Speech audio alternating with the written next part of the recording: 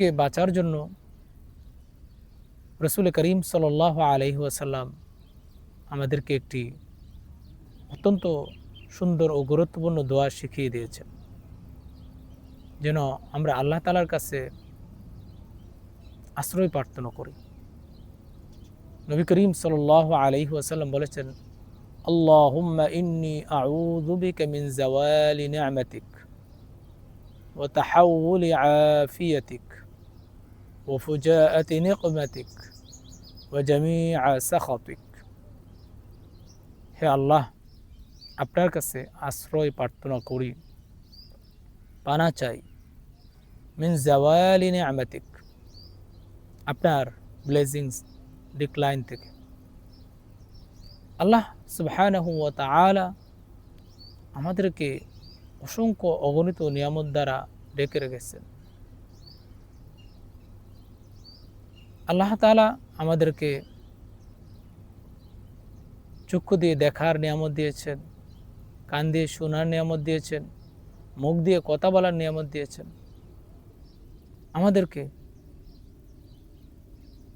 অনেক অনেক নিয়ামত দিয়েছেন, যা কোরআনে কারীম আল্লাহ সুবহানাহু ওয়া তাআলা বলেছেন, ওয়া ইন তাউদ্দু নি'মাতাল্লাহি লা তুহসুহা। তোমরা যদি আল্লাহর নিয়ামতকে গণনা করো, তোমরা তা গণনা করতে পারবে না।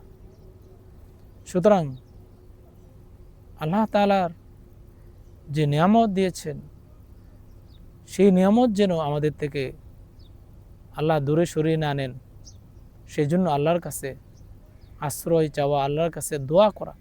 আল্লাহুম্মা ইন্নী আউযু বিকা মিন যাওয়ালি নি'মাতিক। দেখা গেছে সকালবেলা একজন সে সুন্দর সুস্থ, বিকালেতে সে অসুস্থ। সকালে কথা বলতে পেরেছে, বিকালে বাকরুদ্ধ হয়ে গেছে, কথা বলতে পারে না। সকালে তার হাত পা সবই ঠিক ছিল, কিন্তু বিকালে আর নেই।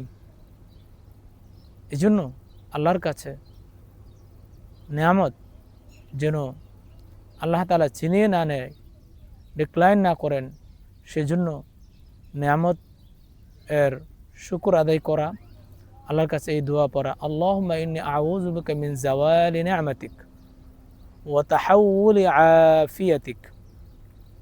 এবং আল্লাহ তাআলার সেফটি এবং আল্লাহ তাআলার পক্ষ হতে যে সুস্থতা আফিয়ত দিয়েছে, সেটা যেন আমাদের রোগ অসুস্থতা মধ্যে রূপান্তরিত না হয়।